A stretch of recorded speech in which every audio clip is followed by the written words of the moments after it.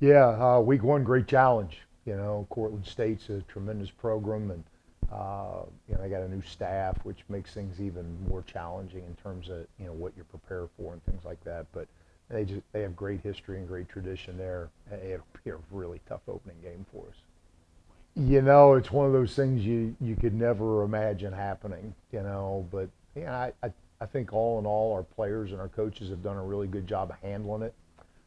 We made a decision early on to not be victims of the situation and take advantage of our opportunities. And even though we didn't get to play in the spring, I thought that we had good practices, and I thought that our team grew.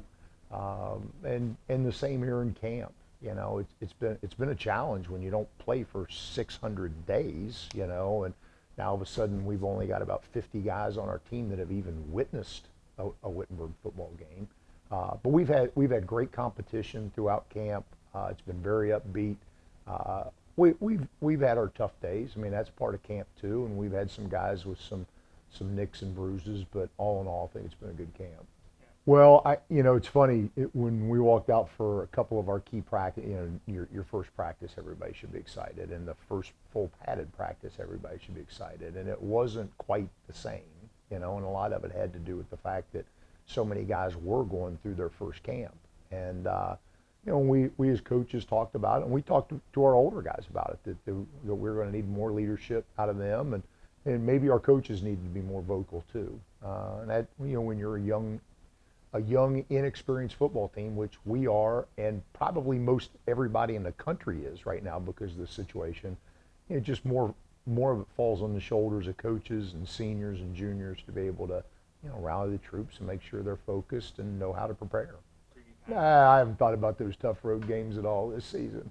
No, it's yeah, we got some challenges. You go through Cortland, we get an open date, and then it's Hiram at home, and then the next thing you know, you go on the road and you got to go back to back with Denison and Ohio Wesleyan. And I mean, I've told our team, I mean, we're going to know where we're at after four ball games, and that's not to say that, I mean, we still got Wabash on the road late in the season, and thank goodness we've got teams like DePaul and Worcester at home, because those are great challenges too. So every season, every schedule has its points that are really crucial, and those first two away games are really going to be important for our club.